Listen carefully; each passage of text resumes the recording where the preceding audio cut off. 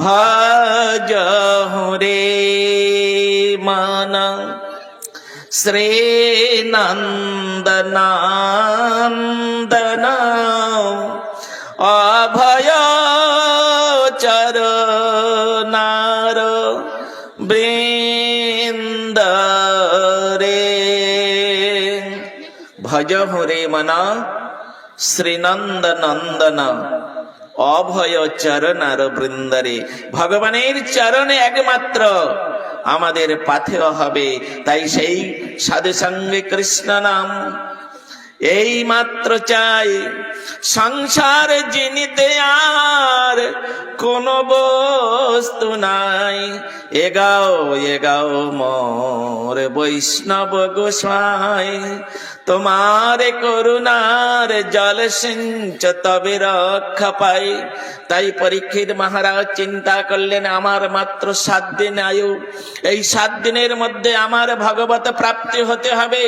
তাই তিনি সমস্ত রাজ্য বিষয় বাসনা পরিত্যাগ করে দিয়ে এক বস্ত্র ধারণ করে তিনি চলে গেলেন ইউপির অন্তর্গত সরস্বতী নদীর তীরে, মুজফ্ফরনগর শুক্রতাল নামক স্থানে তিনি সেখানে গিয়ে উপবেশন করলেন।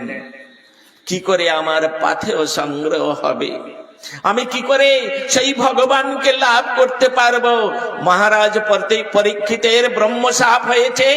সমস্ত রাজন্য বৃন্দ খবর পেয়ে তথা এসে উপস্থিত হয়েছেন। সমস্ত ঋষি বৃন্দ এসে উপস্থিত হয়েছেন। দেবতা বৃন্দ, যক্ষ রক্ষ কিন্নর গন্ধর্বাদী সকলে এসে উপস্থিত হয়েছেন। কেন? এমন রাজা ন ভূত ন ভবিষ্যতি। এইরকম রাজা এখনো পর্যন্ত ভারতবর্ষে জন্মগ্রহণ করেন নাই, আর ভবিষ্যতে জন্মগ্রহণ করবেন কিনা কোনো ঠিক নাই। তাই এইরকম একজন সুশাসিত রাজা, একজন ভগবত ভক্তিপরায়ণ রাজা, এইরকম একজন নিষ্ঠাবান রাজা ন ভূত ন ভবিষ্যৎ। তাই আজকের এইরকম রাজার ব্রহ্মশাপ হয়েছে। 7 দিন মাত্র তার আয়ু, 7 দিন পরে তক্ষক দংশনে তার মৃত্যু হবে। তাই দেবতা বৃন্দ চলে এলেন, দেখে নেই একবার এইরকম রাজাকে, আর এইরকম সুন্দর রাজার সঙ্গে আর দেখা হবে না। গোপাল ভাট্ট গোস্বামীর রচিত হরিভক্তি বিলাস বলে একটি গ্রন্থ আছে, আপনারা জানেন। সেই গ্রন্থের মধ্যেই বর্ণনা করছেন, কোন ব্যক্তির মৃত্যুর সময় যদি একজন কোন শুদ্ধ ভক্ত তার কাছে থাকে, তাহলে তার এই জগতে আর জন্মগ্রহণ করতে হয় না। দর্শনে পবিত্র করো, এই তোমার গুণ। বৈষ্ণব দর্শনে তিনি পবিত্র হয়ে বৈকুণ্ঠে চলে যাবেন। আর আজকের পরীক্ষিত মহারাজ তার এই আসন্ন মৃত্যু সময় 60,000 ঋষি এসে উপস্থিত হয়েছেন। 60,000 ঋষি। তিনি দাঁড়িয়ে গলবস্ত্র কৃতাঞ্জলি ফুটে সমস্ত ঋষির চরণ বন্দনা করলেন। বন্দনা করে তিনি প্রার্থনা জানালেন, হে ঋষিবৃন্দ, হে মুনি মানবগণ, আপনারা বলুন, আমার মাত্র 7 দিন আয়ু আছে, আর এই 7 দিনের মধ্যে আমি কি করে ভগবত প্রাপ্তি হব? আপনারা বলুন, হে মহাত্মাগান, আপনারা বলুন। তখন ওইখান থেকে নানা মুনির নানা মতটা শব্দটা ওইখান থেকে এসেছে। এক একজন ঋষি এক একটা মতবাদ সেখানে প্রয়োগ করেছিলেন। কেউ বললেন, মহারাজ, আপনি যে ঋষির গলে মৃতশাপ প্রদান করে যে অপরাধ করেছেন, সেই অপরাধের একমাত্র শাস্ত্রীর স্বরূপ তোমার এই হাতটা কেটে ফেলে দেওয়া, যে হাতের দ্বারাই তুমি ঋষির গালে সর্প প্রদান করেছে। হাত জোড়ে করে বললেন রাজা পরীক্ষিত, তাতে আমি ভগবত প্রাপ্তি হব তো? তাতে আমার আত্মার কল্যাণ হবে তো? যদি হয় তাহলে এখনই আমি আমার হাত কেটে দিতে রাজি আছি। নত হয়ে গেলেন যে ঋষি ওই কথাটি বলেছিলেন। কেউ বললেন, মহারাজ আপনি যে অপরাধ করেছেন, এই অপরাধের একমাত্র শাস্ত্রের স্বরূপ তপ্ত তৈলে প্রাণ বিসর্জন করা। তিনি আবার বললেন, এতে কি আমি ভগবানকে লাভ করতে পারবো? নানা মুনি নানা রকম মতবাদ ওখানে প্রকাশ করলেন, আর সেখান থেকে উঠে আসলো নানা মনের নানা মত। শব্দটা ওইখান থেকে এসেছে। তিনি অস্থির হয়ে গেলেন, একই এরা সকলে ব্রহ্মজ্ঞ, এরা সকলে তত্ত্ব সিদ্ধান্তে পারদর্শী, আর এরা আজকের এই রকম অতত্ত্বজ্ঞের মতো কথা বলছে। আমি যে ভগবত প্রাপ্তি হব সে উপায় এরা কেউ বলছে না, কি করব আমি? তখন তিনি চক্ষু মুদ্রিত করে নিয়ে ভগবানের চরণে শরণাগত হলেন। হে ভগবান, তুমি বলে দাও, এই আসন্ন মৃত্যু সময় কি এমন কাজ করলে আমি তোমার পাদ পদ্ম লাভ করতে পারবো? এইরকম যখন সেই পরীক্ষিত মহারাজ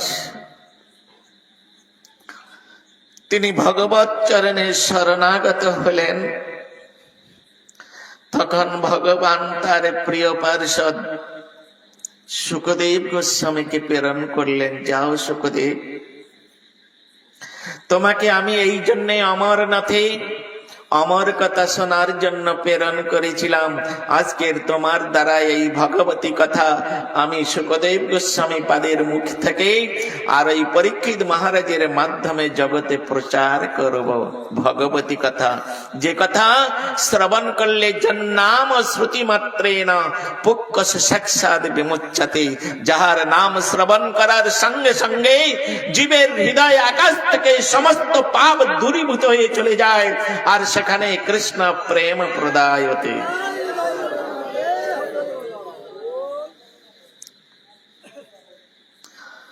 যাও শুকদেব, তুমি গিয়ে ওই পরীক্ষিত মহারাজকে তুমি অমর কথা শ্রবণ করাও, যে কথা শ্রবণ করলে জীব অমরত্ব লাভ করতে পারবে।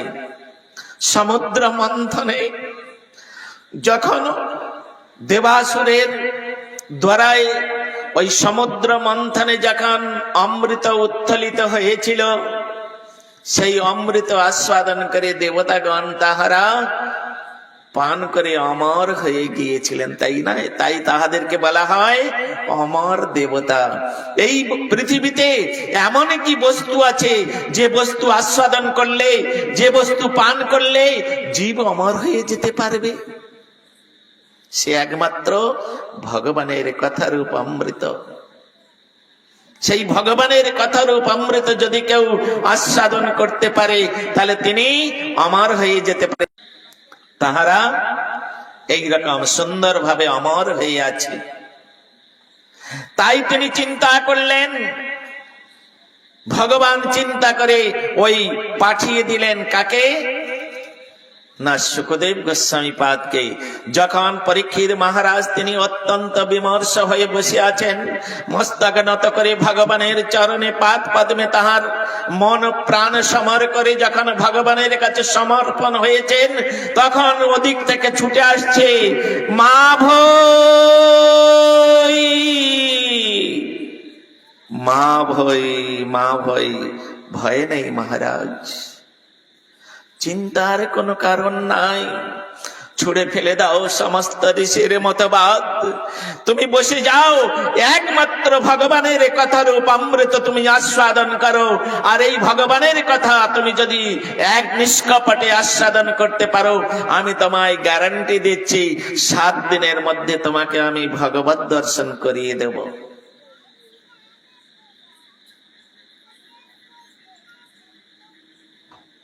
কে আপনি? এখানে বড় বড় মহাত্মাগণ রয়েছেন, এখানে বশিষ্ঠ ঋষি আছেন, বিশ্বামিত্র ঋষি আছেন, অঙ্গিরা পুলস্ত, এমনকি মহামুনি বেদব্যাস আছেন, সকলে মুনি, আর বেদব্যাসকে বলা হয়েছেন মহামুনি। তিনিও আছেন, তিনিও বিধান দিতে পারলেন না। আপনি এই তাপস বালক, 16 বর্ষীয় বালক, আপনি বলছেন আমার কোনো ভয় নাই, 7 দিনের মধ্যে আপনি আমাকে ভগবত দর্শন করিয়ে দেবেন। বলুন প্রভু, আমাকে তার জন্য কি করতে হবে, কি করতে হবে? তখন সুখদেব গোস্বামী পাদ বলছেন, শ্রীমদ্ ভাগবত কথা শুরু হয়ে গেল। 7 দিনের ভাগবতী কথা শুরু হচ্ছে। কি বলছেন তখন?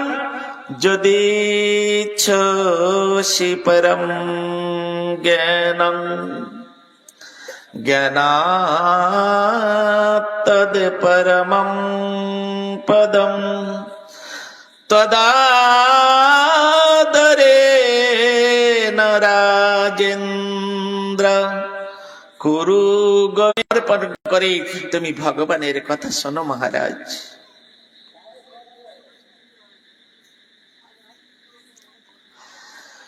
বসে গেলেন পরীক্ষিত মহারাজ। কি বললেন? যদি শশী পরম জ্ঞানং, হে মহারাজ, তুমি সেই পরম জ্ঞান পরম পদ ভগবানকে যদি লাভ করতে চাও 7 দিনের মধ্যে, তাহলে তোমার মনটাকে আগে তার পাদ পদ্মে সমর্পণ করো। আমরা তো মন দিয়ে রেখেছি কোথায়? কেউ স্ত্রীর দাস হয়ে আছি, কেউ স্বামীর দাস হয়ে আছি, কেউ টাকার দাস, কেউ বাড়ির দাস, কেউ স্বজনের দাস, কেউ আত্মীয় স্বজনের দাস। ভগবানের দাস কেউ হতে চাচ্ছি না। কেন?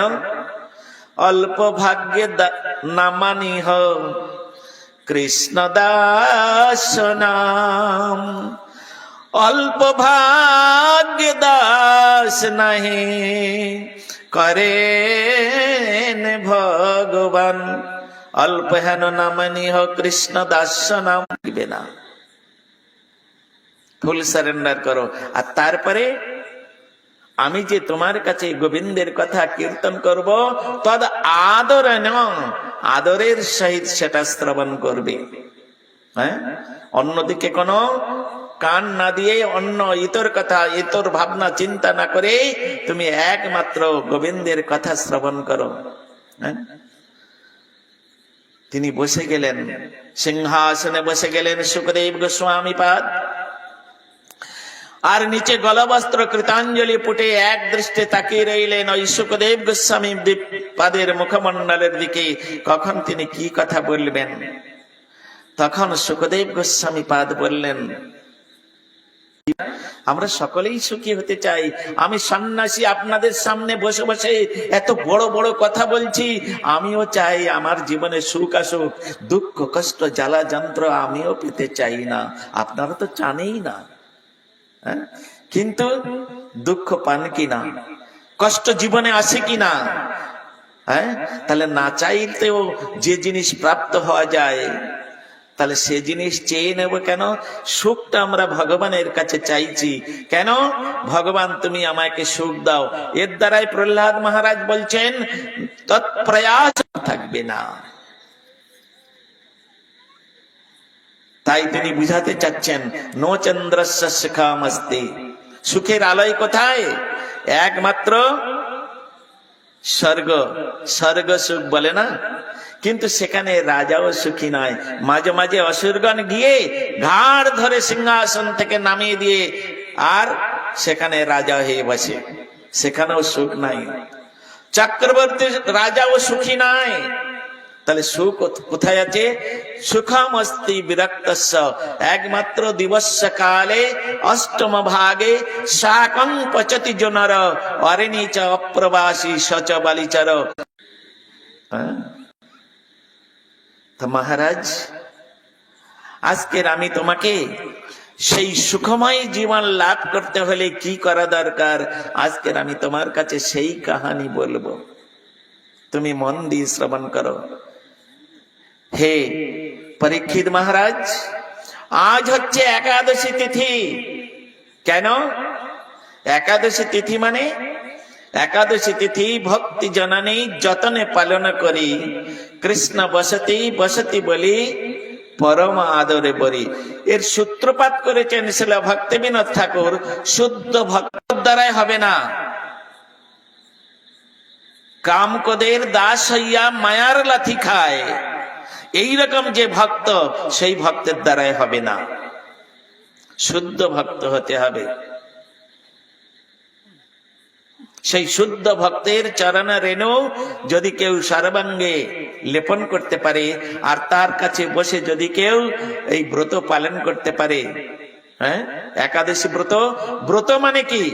অন্য অন্য যুগে তপস্যা ছিল, এই একাদশী ব্রত, জন্মাষ্টমী ব্রত, গৌর পূর্ণিমা, এগুলো তপস্যা, সাধক সাধিকার জীবনে তপস্যা।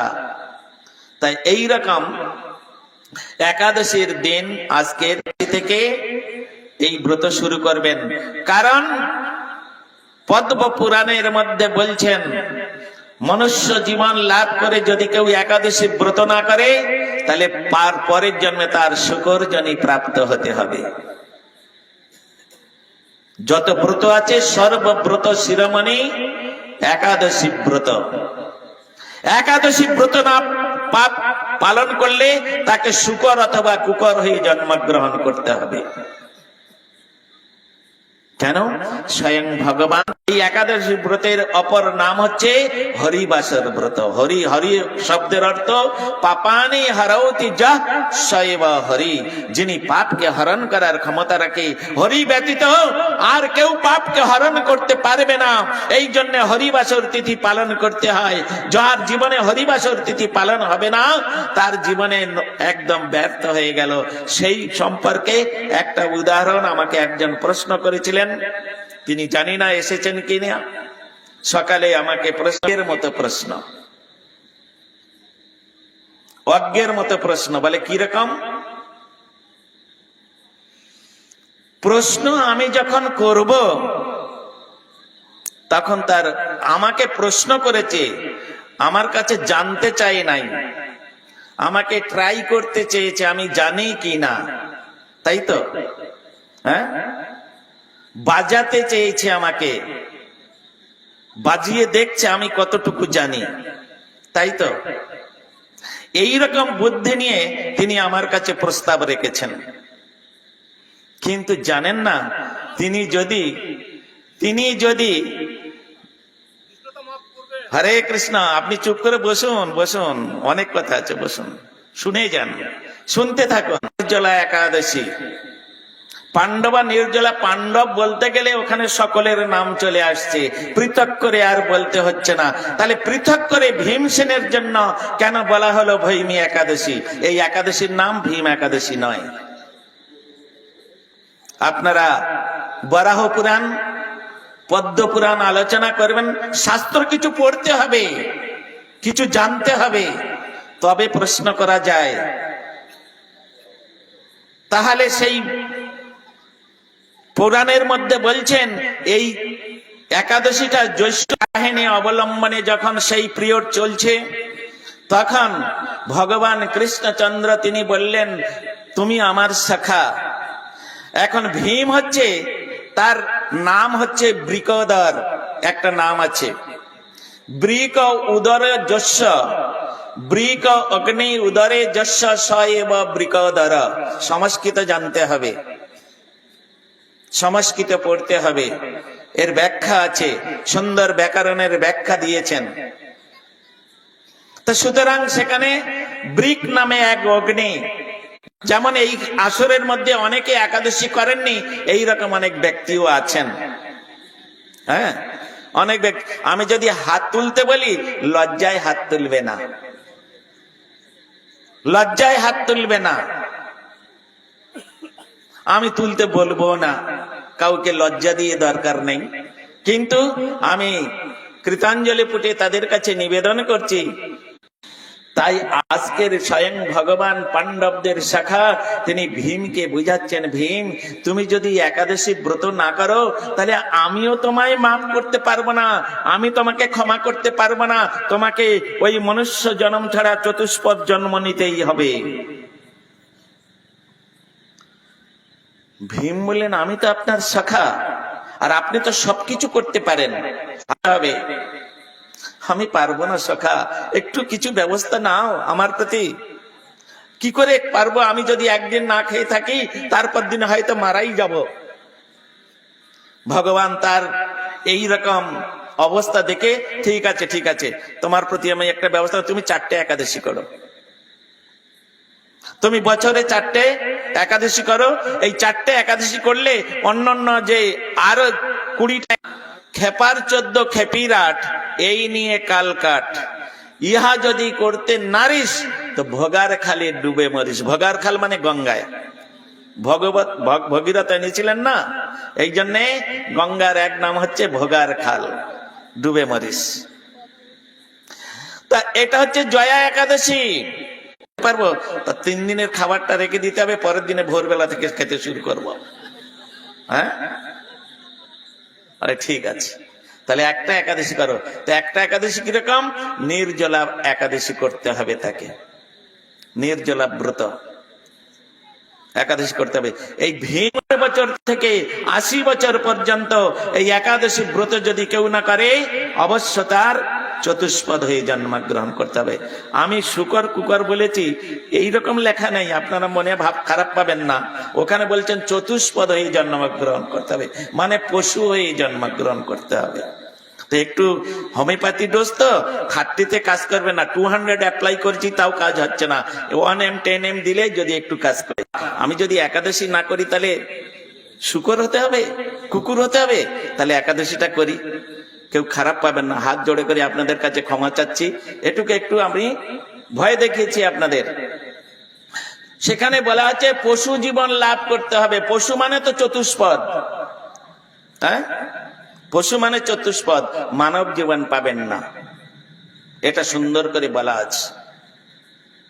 তো সেই জন্য যাও, এদেরকে কৃপা করো, এদের মঙ্গল করো, নিতাই গৌর প্রেমানন্দে।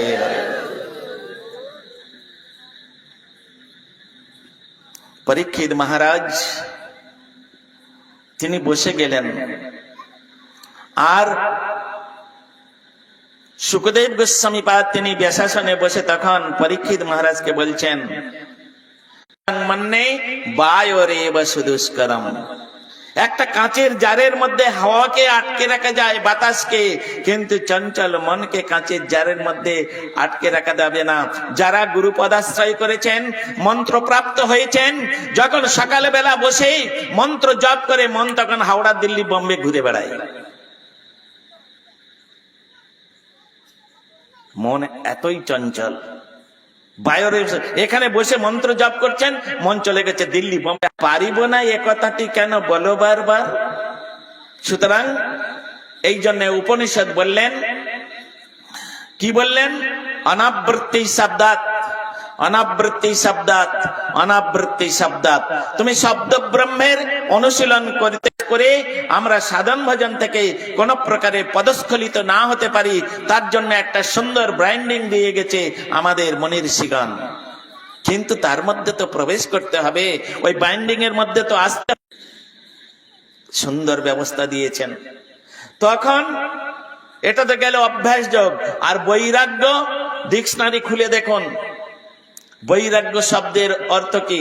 আমার অনেক ধন আছে, হ্যাঁ, টাকা পয়সা অনেক আছে, কিন্তু আমি লাগে রে, হ্যাঁ, এরা হচ্ছে কৃপণ। যারা আছে ভগবানের সেবায় লাগে না, লাগায় না, গুরু বৈষ্ণবের সেবায় লাগে না, নিজেও খায় না, সে হচ্ছে কৃপণ নয়, তার পিছনে একটা অ্যাডজেক্টিভ লাগানো আছে। এইরকম আসক্তি যেন হে গোবিন্দ তোমার পাদ পদ্মে হয়, সেটাই হচ্ছে বৈরাগ্য। তাই এখানে ভগবান কৃষ্ণচন্দ্র অর্জুনকে দিয়ে শিক্ষা দিলেন। অসংখ্যভূত মহারাজ অম্বরীশ, সূর্য বংশে তার আবির্ভাব। সেই অম্বরীশ তিনি ছিলেন পরম ভগবানের ভক্ত। তিনি নবদা ভিদা ভক্তির দ্বারাই ভগবানকে তিনি ভক্ত। যদি কোন প্রকারে বিপদে পড়ে তুমি তাকে গিয়ে রক্ষা করো। আজকের আমি তোমায় আদেশ দিয়ে রাখলাম, পৃথক করে দ্বিতীয় দিন যেন আর আদেশ না দিতে হয়। ছিলেন আমার ওই ভক্ত অম্বরীশ যদি কোনোদিনই কোনো বিপদে পড়ে, হে সুদর্শন, তুমি তৎক্ষণাৎ গিয়ে তাকে রক্ষা করবে, আমাকে যেন আর দ্বিতীয় দিন তোমাকে আদেশ দিতে না হয়। যথাজ্ঞা প্রভু। একটু ঠিক করুন, বন্ধ করুন বাচ্চাগুলোকে। তো এইরকম ভাবে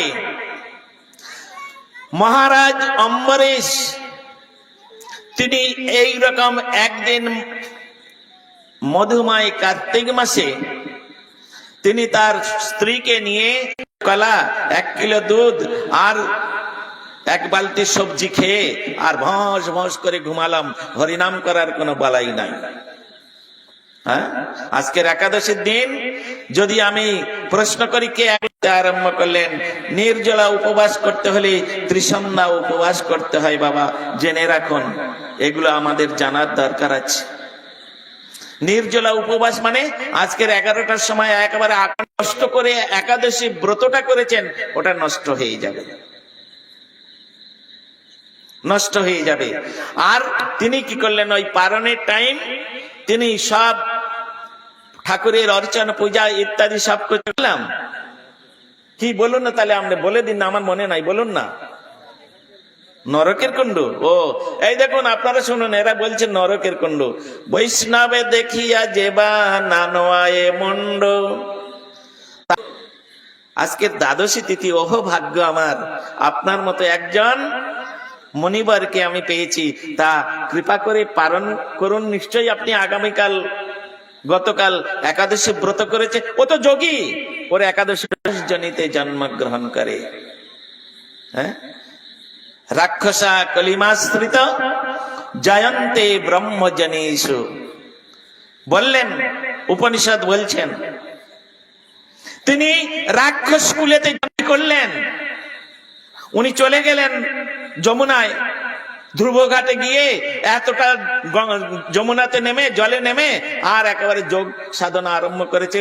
ওর তো একাদশী দেরি হচ্ছে দেখে তিনি একবার ঘর একবার বাহার, একবার ঘর একবার বাহার এই করছে। আর ওদের ওদিকে একবার যোগ সাধনায় মত্ত হয়ে আছে, তার কোনো ভ্রুক্ষেপ নাই। এদিকে যখন আর মাত্র অর্ধ মুহূর্ত কাল নাই, 1 মুহূর্ত কালের অর্ধেক, আর তিনি কৃতাঞ্জলি পুটে গেটে গিয়ে দাঁড়িয়ে আছে, কখন ঋষি আসবে তাকে ভোজন করিয়ে তবে তিনি খাবেন। আর ওদিকে ধ্যানের দ্বারায় এই বলে সেই খাড়া হয়ে গিয়েছিল যে চুল, সেই চুল থেকে একটা কেশ ছেড়ে নিয়ে আর মন্ত্রপুত করে মাটিতে যেই আছাড় দিয়েছে, একটা বিরাট দৈত্য, জ্বলন্ত দৈত্য কৃত্বা সৃষ্টি হলো। সে যখন পাদ সঞ্চালন করছে, তার পাদবিন্দের চরণ মরতে যখন হবে, তখন একবার গোবিন্দের চরণ বন্ধ করে নেই, এই বলে তিনি চক্ষু বন্ধ করে নিলেন। দাঁড়িয়ে আছেন গেটের কাছে, চক্ষু বন্ধ করে নিয়েছেন। আর বন্ধ করে নিয়ে তিনি কি করলেন? কৃতাঞ্জলি পুটে ভগবানের পাদ পদ্ম চিন্তা করছেন আর বলছেন, কি বলছেন? হে ভগবান, সত্যই যদি আমি বৈষ্ণব অপরাধী হয়ে থাকি, সত্যই যদি আমি বৈষ্ণব চরণে অপরাধী হয়ে থাকি, তাহলে আমাকে যথাযথ শাস্তি তুমি আমাকে প্রদান করো। আর এদিকে ও তো চুপচাপ দাঁড়িয়ে আছে একেবারে ভগবানের পাদ পদ্মে, তার শরীরটা এখানে আছে, কিন্তু তার শরীরে আর প্রাণ নাই। হ্যাঁ, একটা খুব সুন্দর সাধন ভজনের প্রণালী আছে। শ্রীল ভক্তি সিদ্ধান্ত সরস্বতী ঠাকুর, শ্রীল ভক্তি বিনোদ ঠাকুর ভজন রহস্যের মধ্যে সুন্দরভাবে ব্যক্ত করছেন। কোন সাধক আপনাদের এইখানে বসে, এই পশ্চিম মেদিনীপুরে এই বালিচক দর্শন করেছেন, আর বৈষ্ণবগণ বর্ণনা করেছেন এই গুহার মধ্যে দ্বাপর যুগে এখানে ভগবান রাধা গোবিন্দের অপূর্ব লীলা এখানে প্রকাশিত হয়েছিল। তাই বর্ণনা করেছেন প্রমোদ মদন লীলা কন্দরে কন্দরেতে। আর ওই রকম গিয়ে তার মনটা ওই রকম, তখন বৃন্দাবন ধাম পরিক্রমা করছেন। গরুটা এত ঝুলে পড়েছিল, উঁচু করে দেখতে হতো এই রকম। তো একদিন কি হয়েছে, উনি ওইখানে ভজন করেন, আর মুর্শিদাবাদের রাজা, মুর্শিদাবাদ ডিস্ট্রিক্ট আছে না, মুর্শিদাবাদের রাজা মনেন্দ্র বাবাজি মহারাজের জিনিস নিয়ে, তার সেবার জিনিস নিয়ে, আর বাবাজি মহারাজ যে কুটিরের মধ্যে হরিনাম করছেন, সেই কুটিরের মধ্যে একটা পা দিয়েছে আর একটা পা বাইরে আছে। সেই সময় বাবাজি মহারাজ চিৎকার করে উঠেছে, চুপ করে দাঁড়িয়ে গেছে। এইরকম 2-3 মিনিট ধরে তাড়া তাড়া তাড়া তাড়া করতে করতে বাবাজি মহারাজ একদম চুপ হয়ে গেছে। কিছুক্ষণ 5-6 মিনিট চুপ থাকার পরে তখন বাবাজি মহারাজ বলছেন, ওরে এগুলো খাচ্ছে, বসে আছেন কোথায়? এটা সাধারণ কথা নয়, সকলে চিন্তা করবেন কিরকম অবস্থা এলে সাধক সাধিকার সম্প্রদায় বিহীন যে মন্ত্রস্তে বিফলামতা শ্রী ব্রহ্ম রুদ্র সনকা বৈষ্ণবা খ্যাতি পাবনা। এই কলিযুগে 4টে সৎ সম্প্রদায় আছে, সেই 4টে সম্প্রদায়ের অন্তর্ভুক্ত মন্ত্র যদি কেউ গ্রহণ করে তিনি মন্ত্র সিদ্ধ হবে, না তো হবে না। শ্রীল প্রভুপাদ তিনি বলেছেন 13টা অপর সম্প্রদায় আছে। আউল বাউল রাজের মন চলে গেছে বৈকুণ্ঠে ভগবানের পাদ পদ্মে, তখন তার মন বিহার করছে। আর এদিকে সুদর্শন চক্র ওই কৃত্যর সামনে এসে দাঁড়িয়ে গেছে। সুদর্শনকে আদেশ দিয়েছিলেন, সুদর্শন এসে অম্বরীশ মহারাজ আর কৃত্য জ্বলন্ত কৃত্যার সামনে না, সে তো ভক্ত, তার সংরক্ষণের জন্য সুদর্শন। তখন যখন জ্বলন্ত কৃত্য নষ্ট হয়ে গেছে, তখন ধীরে ধীরে সুদর্শন অম্বরে দুর্বাসার দিকে এগিয়ে যাচ্ছে। দুর্বাসা চিন্তা করলেন সর্বনাশ, এ তো সুদর্শন, সুদর্শনের জন্য সে কি করলো, তার তিনি ছুটতে লাগলেন সুদর্শনের ভয়ে। আর ছুটতে ছুটতে ছুটতে ছুটতে কখনো জলের মধ্যে যাচ্ছে, সেখানে সুদর্শন, কখনো আকাশে, কখনো অনিলে, কখনো অনলে, এইরকম যেখানে যাচ্ছে যত্র যত্র ধাবতী চোখের অগ্নির রশ্মিতে তোমাকে পুড়িয়ে ছাই করে দেব। কেন? ব্রহ্মলোকে বৈষ্ণব অপরাধীর কোন স্থান নেই। নিতাই গৌর প্রেমানন্দে কোন স্থান নেই। পড়ে গেছে কে? দুর্বাসা। তুমি কি ব্যাপার? আগে সুদর্শনের হাত থেকে আমাকে রক্ষা করুন, তারপরে বলবো। সুদর্শন বিষ্ণুর চক্র, তোমার আমি শেষ করে দেব। তুমি বৈষ্ণব অপরাধী। বৈষ্ণব অপরাধীর কৈলাসে কোনো স্থান নেই, কৈলাসে কোনো স্থান নেই। যাও, বেরাও সঙ্গে। ও আর এগোচ্ছে না সুদর্শন। কি হয়েছে দুর্বাসা, তোমার এইরকম অবস্থা কেন? বলে প্রভু আপনার চক্র। হ্যাঁ, আমার চক্র কি হয়েছে? আমার চক্র, আপনার চক্র আমার পিছু নিয়েছে। এটা স্কন্ধে কি বের হয়? হ্যাঁ, তাহলে যেখানে কাঁটা ফুটেছে ওই রাস্তা দিয়েই কাঁটাকে বের করতে হবে। মায়েদের সব ঘুম পাচ্ছে নাকি? ভালো রাখে মন্দ ফেলে সাধু স্বভাব হলে, কুলা যেমন উড়ায় তুষ চালকে রাখে কোলে। চালনের চাল দেখে মনে লাগে ভয়, যত সব আবর্জনা কোলে রেখে দেয়। 2 ঘন্টার জন্য আপনারা এখানে এসেছেন, সমস্ত আবর্জনা মানে অসৎ চিন্তা, অসৎ ভাবনা, বাড়ির কথা ইত্যাদি সব কথা বন্ধ করে দিয়ে, চিন্তা ভাবনা বন্ধ করে দিয়ে একমাত্র চালনি কি করে, যেটা সার বস্তু ওটা নিচে ফেলে দেয়, আর যেটা আমরা ফেলে দেব সেটাও কোলের মধ্যে রেখে দেয়। তা আমরা জানেন, আমাদের ভক্তি বিনোদ ঠাকুর বলছেন ঘুমও ছুটে যাবে। যখন কৃষ্ণ কথা হবে তখন ঘুমে ঝুমে তল্লাশ বালিশ, তখন ঘুম পাবে,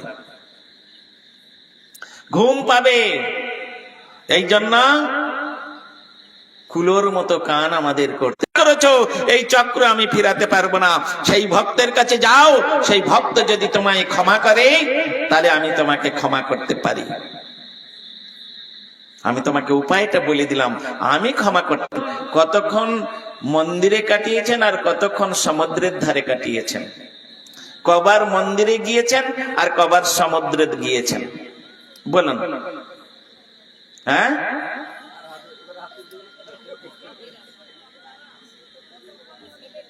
তাহলে আমাদের রুচিটা কোথায়? ঘরে থেকে ঠকিয়ে, স্ত্রী পুত্র পরিবার আত্মীয় স্বজনকে ঠকিয়ে যাচ্ছি, তাদের কাছ থেকে পয়সা পয়সা নিয়ে জগন্নাথ দর্শন করতে যাচ্ছি। কোন রকম জগন্নাথ 2 মিনিটের জন্য দর্শন করে দিয়ে আর ঘন্টার পর ঘন্টা সমুদ্রের পাশে গিয়ে লারে লাপ্পা দেখছি। তা আমাদের রুচিটা কোথায়? যাই হোক, এই জগন্নাথকে প্রকাশিত করেছিলেন সত্যযুগে মহারাজ ইন্দ্রদ্যুম্ন। এই জগন্নাথকে প্রতিষ্ঠা করেছিলেন স্বয়ং ব্রহ্মা, চতুর্মুখ ব্রহ্মা প্রতিষ্ঠা করেছিলেন। তো যখন তিনি প্রতিষ্ঠা করলেন, করে মন্দিরের দ্বার উদ্ঘাটন করলেন, সকলে রাজন্য বৃন্দ, দেবতা বৃন্দ, যক্ষ রক্ষ কিন্নর গন্ধর্বাদি সকলে দাঁড়িয়ে আছেন। জগন্নাথের মন্দির দ্বার উদ্ঘাটন করার পরে দর্শন করবে, মহারাজ আগে দাঁড়িয়ে আছেন। এখন যখন ব্রহ্মা তিনি ভিতরে অভিষেকটা করে অর্চনাদি করে প্রতিষ্ঠা করে যখন পর্দা সরিয়ে দিলেন, আর মহারাজ ইন্দ্রদ্যুম্ন দেখছেন জগন্নাথ বলরাম সুভদ্রা নাই, সিংহাসনে কে আছে? সেখানে নৃসিংহদেব আছেন। একদম নৃসিংহদেব একদম এইরকম চতুর্ভুজ ধারণ করে নৃসিংহদেব একদম ক্রোধান্বিত হয়ে বসে আছে। মহারাজ ইন্দ্রদ্যুম্ন চিন্তা করলেন, আমার যে স্বপ্নের দেবতা জগন্নাথ বলরাম সুভদ্রা, যে মূর্তি আমি তৈরি করে এই মন্দিরে প্রতিষ্ঠা করতে চেয়েছি, যে ভগবান আমাকে স্বপ্নাদিষ্ট দিয়ে তিনি আমার দ্বারাই প্রকাশিত হয়ে চেয়েছেন, সেই মূর্তি প্রকাশ করব, সকলের কাছে বলেছি জগন্নাথ বলরাম, কিন্তু এ নৃসিংহদেব কোথা থেকে আসলো? আমি তো নৃসিংহদেবের মূর্তি তৈরি করি নাই, কোথা থেকে আসলো? তিনি মন খারাপ করছেন, মনে তার হাসি নেই, কোনো জয়ধ্বনি নেই, কোনো কিছু নেই। যেমন আমরা বসে আছি, কোনো জয়ধ্বনি নেই, উলুধ্বনি নেই, কিছু নেই, সব বোবা হয়ে গেছে, তাই না? তা এইরকম সব বোবা হয়ে গেছে। ব্রহ্মা চিন্তা করলেন ব্যাপারটা কি হলো। মহারাজ ইন্দ্রদ্যুম্ন একদম খুশি নন, তার মন খুব খারাপ। তিনি আবার পর্দাটাকে বন্ধ করে দিলেন। বন্ধ করে দিয়ে তিনি একটু ঘন্টা টন্টা বাজিয়ে আর তিনি আবার দরজাটা খুলে দিলেন, পর্দাটা সরিয়ে দিলেন। তখন দেখলেন জগন্নাথ বলরাম সুভদ্রা। জয় শ্রী জগন্নাথ দেব কি, সচিনন্দন গৌর হরি কি, আজকে আনন্দ কি। একবার জগন্নাথের জন্য সুন্দর করে উলুধ্বনি হয়ে যাক।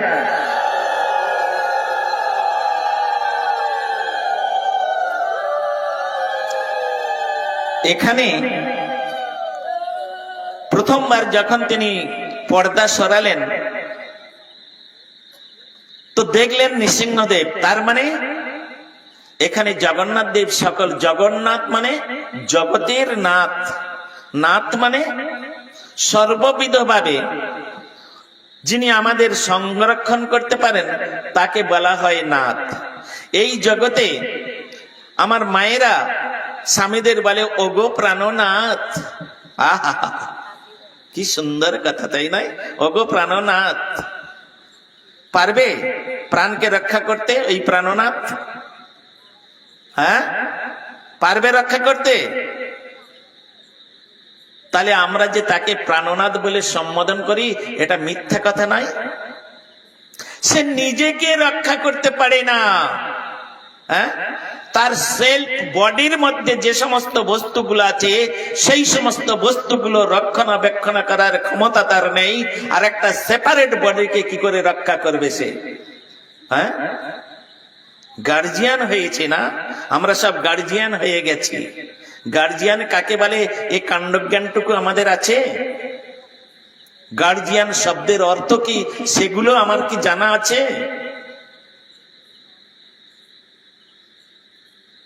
নিজে নিজেকে রক্ষা করতে পারি না, দাঁত পড়ে ফোকলা হয়ে যাচ্ছে, চুল পেকে সাদা হয়ে যাচ্ছে, রক্ষা করুন না।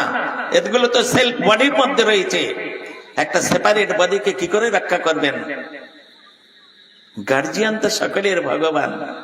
হ্যাঁ, ভগবান তিনি সকলের গার্জিয়ান। তিনি করতম অকর্তম অন্যতা করতম, যশ সমর্থ স ঈশ্বর। তিনি ইচ্ছা করলেন সবকিছু করতে পারেন, তিনি গার্জিয়ান। আর এরা সব হচ্ছে ওই যে বিফলে সেবেন কৃপণ দুরজন। এরা সব কৃপণ ব্যক্তি, স্বার্থপর, নিজের স্বার্থের জন্য, আমাকে ভোগ করার জন্য, আমাকে যেমন তেমন খুশি ইউজ করার জন্য এরা। ভগবান ওই রকম নয়। ভগবান তিনি কিরকম? তিনি বলছেন, হ্যাঁ, ভক্তমর জীবন, ভক্তমার প্রাণধন, ভক্তমর জীবন। যে ভক্ত প্রহ্লাদ মহারাজ, হিরণ্যকশিপু তাকে কারাগারে রেখে দিয়েছেন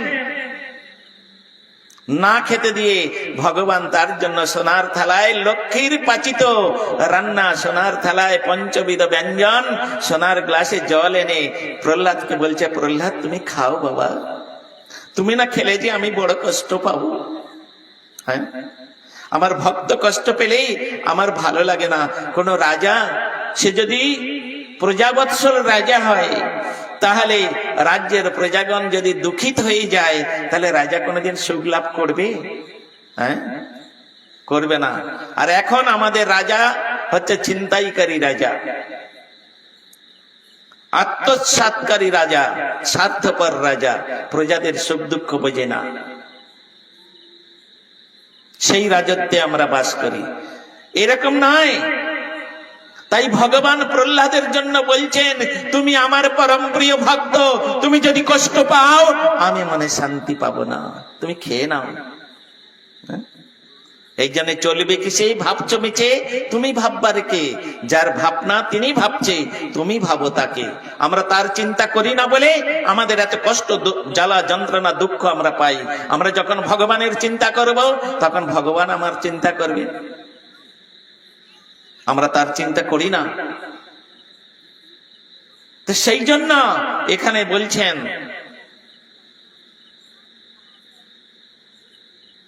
প্রহ্লাদ মহারাজ তিনি বলছেন, তৎপ্রয়াস ন কর্তব্য যথা আয়ু ব্যয় পরম। আমরা যত রক্ষণাবেক্ষণ করতে যাই না কেন, পারবো তো না, এর দ্বারাই আয়ু নষ্ট হবে বই, এছাড়া কিছু হবে না। যতক্ষণ এই সমস্ত করতে যাব, ততক্ষণ যদি গোবিন্দ চিন্তা করি, তাহলে তোমার মঙ্গল আছে, তোমার কল। এই যে প্রত্যেকের ঘরে ঘড়ি আছে না, দেয়াল ঘড়ি, ওয়াল ঘড়ি থাকে। ওয়াল ঘড়ির মধ্যে শব্দ হয়, এমনি হ্যান্ড ঘড়ির মধ্যে হাত ঘড়ি যে রিস্ট ওয়াচ যেগুলো আছে, ওর মধ্যেও শব্দ হয়, tick tick tick tick tick tick করে শব্দ হয়, তাই না? হয় তো নাকি? ওই দিকে আমার বাবারা সব বসে আছে, বলুন না হ্যাঁ কি না? হয় না? টিক টিক করে। আসলে ও কিছু বলতে চাচ্ছে। ও যন্ত্র হলে কি হবে? ও কিছু বলতে চাচ্ছে। কেন? কি বলতে চাচ্ছে? ওর ভাষা তো আমরা বুঝি না। বলে মানুষের ভাষা মানুষ বুঝি না, তো মানুষ যন্ত্রের ভাষা কি করে বুঝবে? বলে কি মানুষের ভাষা মানুষ বুঝি না? বলে না, আপনি এখান থেকে সাউথে চলে যান না, কেরালায় চলে যান, ওদের ভাষা আপনি বুঝতে পারবেন না। পারবেন? কর্ণাটক, কেরালা, আন্ধ্রা বুঝতে পারবে না। তা মানুষের ভাষা মানুষ বোঝে না, তো মানুষ কি করে একটা যন্ত্রের ভাষা বুঝবে? কিন্তু ওই যন্ত্রটা যে আবিষ্কার করেছে, যন্ত্রটা যে সৃষ্টি করেছে, সে ওর ভাষা বোঝে। ও যে টিক টিক টিক টিক করে বাজছে, ও একটা কিছু বলছে। কি বলছে জানেন? সেখানে ভাবকর্তা বলছেন, tick tick tick set the clock, what you have to do quick. ও বলতে চাচ্ছে tick tick tick set the clock. ঘড়িটা কি বলছে? Set the clock. কি বলছে? What you have. এই জগতে তোমার কিছু করণীয় আছে কি? যদি থাকে তাড়াতাড়ি করে ফেলো, তা নাহলে তোমার অমূল্য সময়টাকে আমি মাইনাস করে দিচ্ছি, তুমি আর এই সময়টা ফিরে পাবে না। ঘড়ি ভালো জিনিস নয়, ও কোনোদিন প্লাস করতে জানে না, সব সময় মাইনাস করে। কিন্তু ঘড়ি না হলে চলবে না। হ্যাঁ, আমাদের আয়ুটা পূর্ব আকাশে সূর্য উদিত হচ্ছে, পশ্চিম আকাশে অস্ত্রান্বিত হচ্ছে, আমাদের আয়ু মাইনাস হয়ে যাচ্ছে। হ্যাঁ, মাইনাস হয়ে যাচ্ছে। এই জন্যে আয়ু হরতি বৈপুংসাং, সূর্যদেব আমাদের আয়ু নষ্ট করে, ঘড়ি আমাদের আয়ু নষ্ট করে। তাই ঘড়ি বলছে what you have to do quick, তাড়াতাড়ি করে নাও, আর সময় পাবে না। তা কি করণীয় আমাদের এই জগতে? কৃষ্ণ ভজিবার তারে সংসারে আইন, মিছে মায়ায় বদ্ধ হয়ে বৃক্ষ সম হইন। তুমি ভগবানের ভজন করব এই প্রতিজ্ঞাবদ্ধ হয়ে মাতৃকক্ষিকে কুক্ষিতে তুমি এই জগতে এসেছো। তুমি ভগবানের ভজন না করে এই জগৎ থেকে চলে গেলে তোমাকে পশুজনী প্রাপ্ত হতে হবে। সুতরাং বিষয়বস্তুগুলো এইরকম। তাই আজকের সব ভগবান অম্বরীশ মহারাজকে লক্ষ্য করে দুর্বাসা ঋষিকে উপদেশ করছেন, দুর্বাসা আমার কাছে এসে তুমি ভুল করেছো, আমি পারবো না তোমাকে রক্ষা করতে, বরং তোমার যাতে তুমি রক্ষা পাও তার জন্য একটা ব্যবস্থা আমি তোমাকে দিয়ে দিচ্ছি, ব্যবস্থা দিচ্ছি। কি ব্যবস্থা? বলে যে পথে ফোটে কাঁটা সেই পথে ধায়, পায়েতে ফুটিলে কাঁটা স্কন্ধে কি বের হয়, যাও চলে যাও। তিনি ওখানে ভগবানকে প্রণাম করে দিয়ে আর তিনি চলে আসলেন সোজা একদম সেই মধুবনে, বৃন্দাবনে। হ্যাঁ, যেখানে এখনো পর্যন্ত এই অম্বরীশ মহারাজ তিনি ওই চক্ষু মুদ্রিত করে কৃতাঞ্জলি পুটে ওই গেটের সামনে দাঁড়িয়ে আছে। এই যে দুর্বাসা এখানে ওখানে সেখানে ছুটতে ছুটতে ছুটতে ছুটতে কি হয়েছে, 360 দিন অতিক্রম হয়ে গেছে। কত বর্ষা চলে গেছে, গ্রীষ্ম চলে গেছে, কত কি শীত চলে গেছে, তথাপিও অম্বরীশ মহারাজ ওই রকম চুপচাপ দাঁড়িয়ে আছে, নট নড়ন চড়ন দাঁড়িয়ে আছে। ঠিক ওই একাদশীর পরের দিন যে দ্বাদশী, ওই দ্বাদশীর দিন ঠিক যে সময় তিনি অম্বরীশ মহারাজকে মারতে চেয়েছিলেন, ওই সময় এসে আর একদম সোজা পড়ে গেছে, দুটো চরণ জড়িয়ে ধরে পড়ে গেছে, হে অম্বরীশ মহারাজ, মহারাজ আপনি আমায় ক্ষমা করে দিন মহারাজ, আমি আপনার চরণে অনেক অন্যায় করেছি, আপনি ক্ষমা করে দিন। এতক্ষণ পর্যন্ত ওই অম্বরীশ মহারাজের শরীরে প্রাণ ছিল না, প্রাণ বৈকুণ্ঠে গিয়েছিল। কিন্তু যখন দুর্বাসার স্পর্শ পেয়েছে সঙ্গে সঙ্গে তার ওই শরীরের মধ্যে প্রাণ সঞ্চারিত হয়েছে। আর তিনি সঙ্গে সঙ্গে তাকিয়ে দেখলেন অম্বরীশ তার এই দুর্বাসা তার চরণে পড়ে আছে। বারে বা, আমি তো গৃহস্থ, একজন সন্ন্যাসী আমার চরণে পড়ে আছে। উনি সঙ্গে সঙ্গে সরে গিয়ে উনিও সাষ্টাঙ্গে দণ্ডবোধ করলেন। দদাতি প্রতিগৃহ্ণাতি, শ্রীল রূপ গোস্বামী পাদ উপদেশামৃতের মধ্যে বলছেন, দদাতি প্রতিগৃহ্ণাতি গুজ্জমাখ্যাতি পিচ্ছতি ভোক্তে ভজতে চৈব ষড়বিদং প্রতিলক্ষণম। হ্যাঁ, বৈষ্ণব দেখিয়া, সুতরাং নত হতে হয়। তাই আজকে তিনি অম্বরীশ মহারাজ তিনি শশাকরা ধরনের রাজা হলেও তিনিও প্রণাম করলেন, দুজনে দুজনে উঠালেন, আলিঙ্গন করলেন। আর তিনি বললেন, দুর্বাসা হে অম্বরীশ মহারাজ তুমি আমায় ক্ষমা করে দাও। আর তখন দুর্বাসাকে কি করলেন, পিছনে নিয়ে নিলেন অম্বরীশ মহারাজ, নিয়ে সামনে সুদর্শনের কাছে হাত জোড় করে প্রার্থনা করছেন, হে সুদর্শন, একদিন যদি গোবিন্দের সেবা করে থাকি, একদিন যদি আমি বৈষ্ণব সেবা করে থাকি, একদিন যদি আমি গোবিন্দের নাম করে থাকি, হে সুদর্শন সেই প্রভাবে তুমি আমার প্রতি প্রসন্ন হয়ে এই দুর্বাসার তুমি প্রাণ ভিক্ষা দাও। দেখুন কৃষ্ণ ভক্ত কত সহিষ্ণু, দেখুন ভগবত ভক্ত বৈষ্ণব কত সহিষ্ণু। যে দুর্বাসা তাকে মারতে চেয়েছিলেন, আজকের সেই দুর্বাসা তার জন্য সুদর্শনের কাছে প্রাণ ভিক্ষা চাইছেন।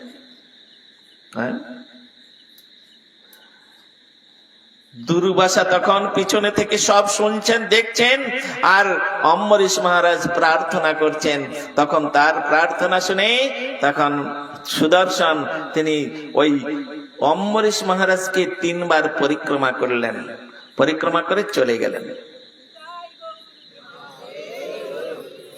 চলে গেলেন। এই কথা শুকদেব গোস্বামী পাদ পরীক্ষিত মহারাজকে যখন বলছেন, তখন শুকদেব গোস্বামী পাদ বলছেন, মহারাজ আজ দেখুন স্বয়ং ঋষি, এত জোরালো ঋষি, দুর্বাসা ঋষির মতো অভিশাপ অম্বরীশ মহারাজকে কিছুই করতে পারল না। আর সেই ঋষি অম্বরীশ মহারাজের কাছে ক্ষমা চাইতে হলো। সুতরাং আপনি চিন্তা করবেন না মহারাজ, আমি আপনাকে কথা দিয়েছি 7 দিনের মধ্যে এই ভগবত কথা শ্রবণ করিয়ে, ভগবত কথামৃত শ্রবণ করিয়ে আমি আপনার ভগবত প্রাপ্তি করিয়ে দিব। এই বলে তিনি আবার বলতে লাগলেন। তারপরে কি হলো মহারাজ? পরীক্ষিত মহারাজ হাত জোড় করে শুকদেব গোস্বামীর কাছে প্রার্থনা করছেন, বলুন বলুন প্রভু বলুন, আপনার ওই মুখান্নিসৃত ভগবানের কথারূপ অমৃত আস্বাদন করে আমার ক্ষুধা তৃষ্ণা সবকিছু মিটে যাচ্ছে।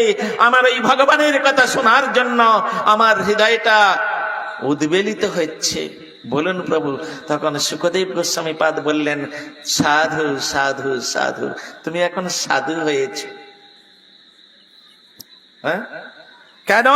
ভগবানের কথাতে যার আসক্তি হয়, ভগবানের কথা শোনার জন্য যার হৃদয়ে তীব্রতা উৎকণ্ঠা জাগে, সে হচ্ছে সাধু লোক। কেন? কোথায় আছে কথা? শুনবেন, গীতা আপনারা সকলে পড়েন, তাই নয়? সর্বজনমান্য। আশা করি যারা এখানে এসেছেন এই ভগবানের কথা শুনতে, তাদের বাড়িতে একটা করে গীতা অন্তত আছে, কিছু থাক আর না থাক। কি আছে তো? হ্যাঁ আছে না? গীতার মধ্যে একটা শ্লোক আছে, 9ম অধ্যায়ে, গীতার 9ম অধ্যায়ে একটা শ্লোক আছে। কি শ্লোকটা জানেন? সেখানে বলছেন, অনন্য চিন্তয়ন্ত মাং যেজনা পর্যুপাসতে তেষাং নিত্যাভিযুক্তানাং যোগক্ষেম বহাম্যহম। আর একটা কি বললেন? আমি সেই রকম ব্যক্তির সমস্ত কিছু বহন করে যাই, আর তিনি সাধু। কি রকম তার চরিত্র? যিনি সাধু তার চরিত্র শুনবে অর্জুন? বলে হ্যাঁ। বলে বলো তো। তখন তিনি বললেন, কি বললেন? যে অপি চেত সুদুরাচার ভজতে মাম অনন্য ভাগ সাধুরেব সমন্তব্য সম্যক ব্যবসিত হিস। হে অর্জুন, তুমি তাকে সাধু বলে জানবে। কিরকম না? অপিচেত সুদুরাচার, দুরাচার একটা অ্যাডজেক্টিভ যোগ করে অপিচেত, সুদুরাচার। বলে বাহ, এটা আবার কিরকম ব্যাপার প্রভু? একজন সুদুরাচারী ব্যক্তি, তাকে আমি সাধু বলে মেনে নেব? বলে অপিচেত সুদুরাচার ভজতে মাম অনন্য ভাগ। টার্গেট হচ্ছে এইটা, ভজতে মাম অনন্য ভাগ। সে অন্য দেব দেবতার ভজন না করে কেবলমাত্র তিনি 24 আওয়ার্স তার মন প্রাণ জীবন যৌবন ধন জন পুত্র পরিবার কেবলমাত্র আমাতেই সমর্পিত। সর্বেন্দ্রিয়ে কৃষ্ণ সেবা, না পুজিবে দেবী দেবা, সেই ভক্তি পরম কারণ। তাকে তুমি সাধু বলে জানবে। কেন? যেহেতু সে দুরাচারী হলেও তার মনটা আমার চরণে সমর্পিত। বলে আমি মানতে পারছি না। কে বলছে? অর্জুন বলছে আমি মানতে পারছি না। এইরকম একজন দুরাচারী ব্যক্তিকে আমি সাধু বলে মানতে পারছি না। ও মানতে পারছো না? ঠিক তারপরে শ্লোকে বলছেন, ক্ষিপ্রাং ভবতি ধর্মাত্মা শাশ্বচ্ছন্ত নিগচ্ছতি কুন্তেয় প্রীতি জানেহি নমে ভক্ত পরিষ্যতি। তুমি যাকে আজকের সুদুরাচারী দেখছো, তিনি যদি তার 24 আওয়ার্স তার মনটা আমার চরণে দিয়ে রাখে, তাহলে তার দুরাচারিত্ব করার সময়টা কোথায়? সুতরাং ক্ষিপ্রং ভবতি, ক্ষিপ্রং মানে খুব তাড়াতাড়ি, অতি শীঘ্রই। ক্ষিপ্রং ভবতি ধর্মাত্মা, তিনি ধর্মাত্মা হয়ে যাবে, তাকে সাধু বলে জানবে।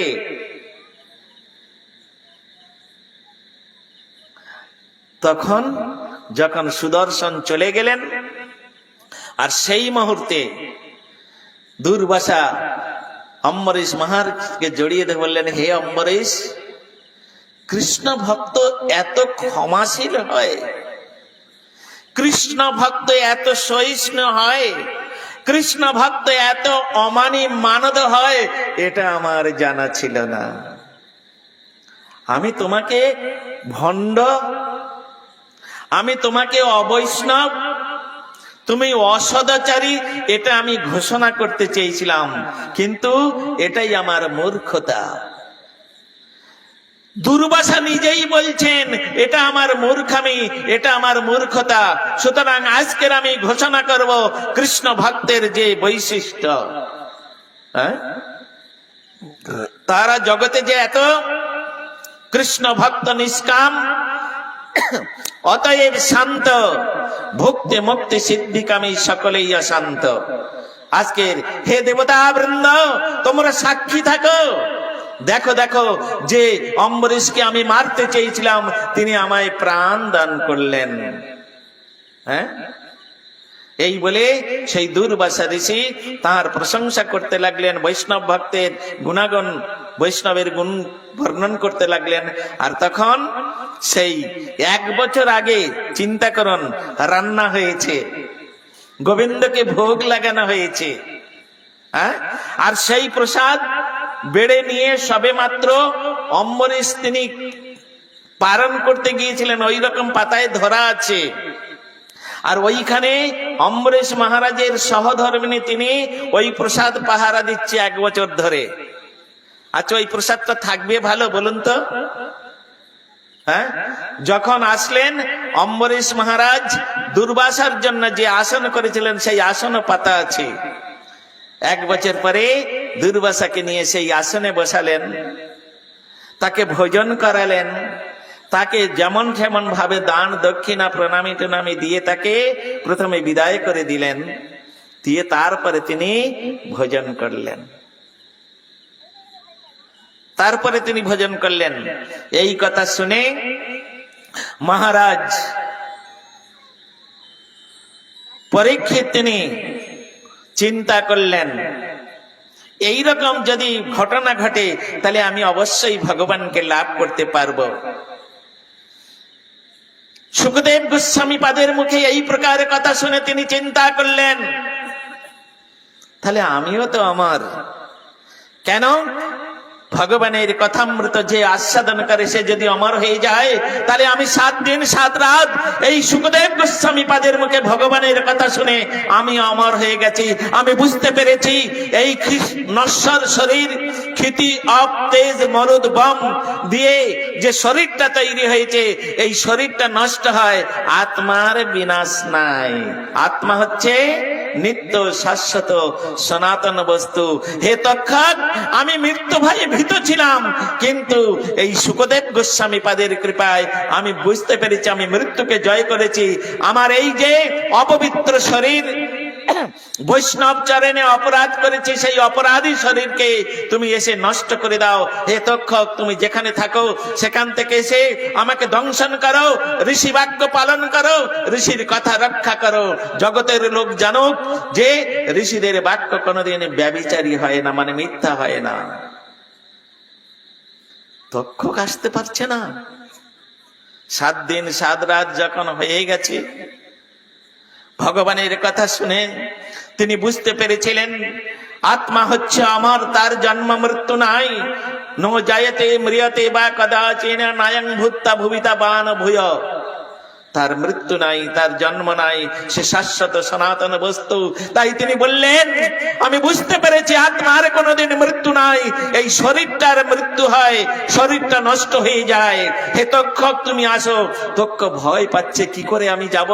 ওই পরীক্ষিত মহারাজের যখন আমি দংশন করতে যাব, সে যদি আমার অভিশাপ দিয়ে যায়, আমি তো ধর্ষীভূত হয়ে যাব। আমি এখন কি করব?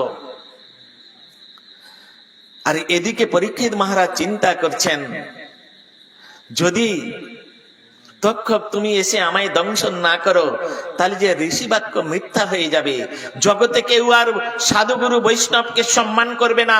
ওই তো পরীক্ষিত মহারাজকে অভিশাপ দিয়েছিল সাধু, কিছুই হয় না, অসৎ, এদের কথা মানতে হবে না, এরা সব ভণ্ড। এই কথাটা যাতে কেউ বলতে না পারে, সাধু বাক্য যাতে সত্য হয়, তার জন্য তুমি এসো আমাকে দংশন করো। এমন সময় ভগবান কৃষ্ণচন্দ্র তিনি কি করলেন? একটা বটুয়া ব্রাহ্মণ বেশ ধারণ করলেন, করে একটা ফল নিয়ে আর হাঁটতে হাঁটতে পরীক্ষিত মহারাজের কাছে এসে বলছেন, মহারাজ, আপনি 7 দিন 7 রাত এক আসনে বসে এই ভগবানের কথা শুনে আপনি অত্যন্ত ক্লান্ত হয়ে গেছেন, আর আপনি অত্যন্ত ক্ষুধার্ত হয়েছেন। এই ফলটি গ্রহণ করে আপনি আবার আপনার ব্রত ভঙ্গ করুন। পরীক্ষিত মহারাজ সেই ভগবান রূপী বটুয়া ব্রাহ্মণের হাত থেকে ফলটা নিয়ে, আর যেমন তিনি হাতে নিয়েছেন, নিয়ে মুখের কাছে ধরে বলছেন, হে তক্ষক, তুমি যেখানেই থাকো, আমি আমার ইষ্টদেবের নামে শপথ করে বলছি, তুমি এই ফলের মধ্যে থেকে বেরিয়ে তুমি আমায় দংশন করো। দেখুন, এইরকম যদি আমরা মৃত্যুর কথা শুনি, আমরা সঙ্গে সঙ্গে ভীত সন্ত্রস্ত হয়ে যাই। আর আজকের পরীক্ষিত মহারাজ তিনি ভগবানের কথা শুনে তিনি বুঝতে পেরেছেন যে জীব হচ্ছে অমর, জীবের কোনোদিন মৃত্যু হয় না। তাই তিনি শরীরটাকে নষ্ট করার জন্য মৃত্যুকে বরণ করে নিচ্ছেন। হ্যাঁ, মৃত্যুকে বরণ করে নিচ্ছে। আমরা মরতে চাই না। কোন একজন কবি তিনি তার কবিতার মধ্যে লিখেছে, মরিতে চাই না আমি সুন্দর ভুবনে। তাই নয়? যারা পড়েছেন তারা জানেন। তিনি একজন নাস্তিক ব্যক্তি, তিনি একজন ভগবানের বিদ্বেষী ব্যক্তি, কিন্তু হলেও তিনি ভগবানের কাছে প্রার্থনা করছেন। হ্যাঁ, পরোক্ষ ভাবে নাস্তিক, পাষণ্ড যে কোনো ব্যক্তি একদিন না একদিন তাকে ভগবানের শরণাগত হতে হচ্ছে। প্রহ্লাদ মহারাজ বলছেন, জীবিতং বিষ্ণু ভক্তশ্চ বরং পঞ্চদিনানি চ নচুকল্প সহস্রাণি ভক্তিহীনস্য কেশবে। আমি এই জগতে ভগবানের ভজন করে 5 দিন বেঁচে থাকবো, তার দ্বারাই জগতের মঙ্গল হবে। কিন্তু হে পিতা, তোমার মতো অসুরের মতো জীবন যাপন করে ভগবত ভক্তিহীন হয়ে এই জগতে কোটিকাল বেঁচে থাকা কোনো মূল্য নাই। তখন কি করলেন তক্ষক? তখন ভগবান তক্ষককে ইঙ্গিত করলেন, তক্ষক, এটাই সুযোগ একমাত্র পরীক্ষিত মহারাজকে দংশন করার। তুমি সাধুর বাক্য, তুমি ঋষি বাক্য পালন করো, ঋষির কথা রক্ষা করো, তা না হলে তুমি অপরাধী হয়ে যাবে। আর এই তখন সঙ্গে সঙ্গে ফলের মধ্যে থেকে সেই তক্ষক বেরিয়ে আর পরীক্ষিত মহারাজের অষ্টাধারে দংশন করে দিলেন।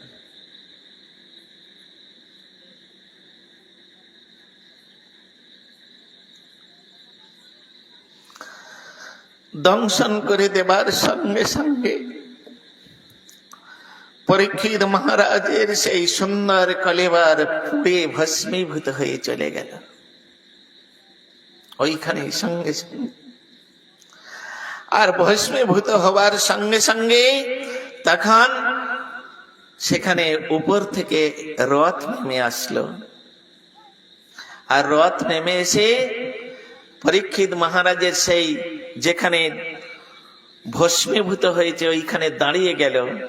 আর ভগবান তখন ওই বটুয়া ব্রাহ্মণ রূপী ভগবান তার নিজ মূর্তি ধারণ করলেন, করে একটু ওই ভস্ম নিয়ে তিনি স্পর্শ করে আর তিনি কি মন্ত্রপুত করে আর রথের উপরে রেখে দিলেন। আর সঙ্গে সঙ্গে ওখানে পরীক্ষিত মহারাজ তিনি তার দিব্য মূর্তি প্রকাশ করলেন। দিব্য মূর্তি প্রকাশ করে আর ওই শরীর নিয়ে, দিব্য দেহ নিয়ে ওই রথে চেপে তিনি বৈকুণ্ঠে চলে গেলেন। নিতাই গৌর প্রেমানন্দে হরি হরি বল। এইরকম দৃশ্য দেখে পরীক্ষিত মহারাজের সভায় যে 60,000 সন্ন্যাসী ছিলেন, যে 60,000 ঋষির আগমন হয়েছিল, তারা শুকদেব গোস্বামীকে প্রশ্ন করলেন, মহারাজ, হে পরীক্ষিত, হে শুকদেব গোস্বামী পাদ, পরীক্ষিত মহারাজের মতো আমরাও তো 7 দিন 7 রাত এক আসনে বসে আপনার কাছে ভগবত কথা শ্রবণ করেছি, তাহলে পরীক্ষিত মহারাজের জন্য রথ আসলো, আমাদের জন্য কেন এলো না? দারুণ প্রশ্ন। হ্যাঁ, আপনারাও আমাকে প্রশ্ন করতে পারেন। পরীক্ষিত মহারাজকে পরীক্ষিত মহারাজ চলে যাবার পরে 60,000 ঋষি প্রশ্ন করলেন, আমাদের জন্য কেন রথ এলো না? তখন তিনি বললেন, শুকদেব গোস্বামী পাদ বললেন, হে ঋষিবৃন্দ, এই ভগবতী সভা হয়েছিল একমাত্র পরীক্ষিত মহারাজের জন্য। তিনি কায় মন বাক্য ভগবানের পাদ পদ্মে সমর্পণ করে, আর তিনি জানতেন 7 দিন পরে আমার মৃত্যু হবে, তিনি এই 7 দিনের মধ্যে তার মনোযোগ সহকারে নিষ্ঠার সহিত ভক্তির দ্বারায় তিনি এই ভগবানের কথা শ্রবণ করেছেন, তাই তার জন্য রথ এসেছে। কিন্তু তোমরা মনে করেছিলে এখন আমরা অনেক দিন বাঁচবো। হ্যাঁ, আজীবা শতেক বর্ষে অবশ্য মরণ, নিশ্চিন্তে না থাকো ভাই, যত শীঘ্র পারি করো শ্রীকৃষ্ণ ভজন। জীবনের ঠিক নাই, কোন মুহূর্তে যে এই জীবন প্রদীপ নিভে যাবে কিছুই বলতে পারবেন না। ওই যে একটু আগে আমাদের ওই যে গুরুদাস প্রভু একটু বলছিলেন, কোন একজন ব্যক্তির একটা ছেলে ছিল, ব্যাস মোটরসাইকেলে বাইরে বেরিয়েছেন আর ঘরে ফিরে আসা হলো না। কখন যে জীবন প্রদীপ নিভে যাবে কেউ বলতে পারবে না। তাই সেই কথাই আমরা আবার ফিরে আসছি, প্রাণোপয়ান পাথেয়াম সংসার রোগ ভেষজম শোক দুঃখ হরো পুংসং হরে রিত্ত খরোদয়ম। অতএব যখন এইরকম হলো, এইরকম যখন শুকদেব গোস্বামী পাদ বললেন, তোমরা মনোযোগ সহকারে একনিষ্ঠ ভাবে নিষ্ঠার সহিত ভগবানের কথা শোনো নাই, ভগবানের কথা শ্রবণ করতে করতে যারা ইতরিকিতা চিন্তা করে তাদের সর্বজনী প্রাপ্ত হতে হয়। কি হবে তাহলে? আমাদের এই 7 দিন 7 রাত শ্রবণ বৃথা হয়ে গেল। আপনি পুনরায় আবার এই ভাগবত কথা কীর্তন করুন, আমরা পরীক্ষিত মহারাজের মতো একনিষ্ঠই শ্রবণ করব। বলে আর হবে না। কেন? 7 দিন 7 রাত ভগবত কথা কীর্তন করে আমি অত্যন্ত ক্লান্ত। আর যার উদ্দেশ্যে আমি ভগবত কথা কীর্তন করার জন্য যার আদেশে এখানে এসেছি, তিনি আমায় যেভাবে আদেশ করেছেন তার আদেশ ছাড়া আমি কিছু পালন করতে পারবো না। তাহলে আমাদের উদ্ধার? তোমরা চলে যাও। কোথায়? আমার গুরু ভাই আছে নৈমিষারণ্যে। হ্যাঁ, নৈমিষারণ্যে সেইখানে আমার সুত গোস্বামী পাদ তিনি রয়েছেন। তিনি আমার গুরু ভাই, তিনি আমার মতো এইরকম সুন্দর বক্তা, তিনি এইরকম ভগবত কীর্তনকারী। তার কাছে গিয়ে তোমরা ভগবত কথা শ্রবণ করো। তখন ওই 60,000 ঋষি ওনারা চলে গেলেন নৈমিষারণ্যে, দণ্ডকারণ্যর বনে। ওখানে গিয়ে সুত গোস্বামী পাদের মুখে ভগবত কথা শুনতে লাগলেন। আর এদিকে পরীক্ষিত মহারাজের কাছে ভগবত কথা কীর্তনকারী অত্যন্ত ক্লান্ত হয়ে আজকের শুকদেব গোস্বামী পাদ তিনি বিশ্রাম নিলেন। এই সমস্ত কথা শ্রীমদ্ ভাগবতে বর্ণিত হয়েছে। 9:30 বেজে গেছে। কিন্তু এখন কীর্তন আর এই শেষ করতে 10টা বেজে যাবে। তা সুতরাং আপনারা এই যে ভগবানের কথা শুনলেন 2 দিন যাবত, কি পেয়েছেন আপনারা জানি না, কতটুকু গ্রহণ করেছেন জানি না। তবে চেষ্টা করবেন, চিন্তা করবেন, আমি এই 2 দিনে যে কথাগুলো আপনাদের কাছে দিয়ে গেলাম, বলে গেলাম, আপনারা চিন্তা ভাবনা করে সেই মতো আপনারা বাকি যাত্রাপথটুকু অতিক্রম করবেন। কৃষ্ণ ভজন ছাড়া গতি নাই।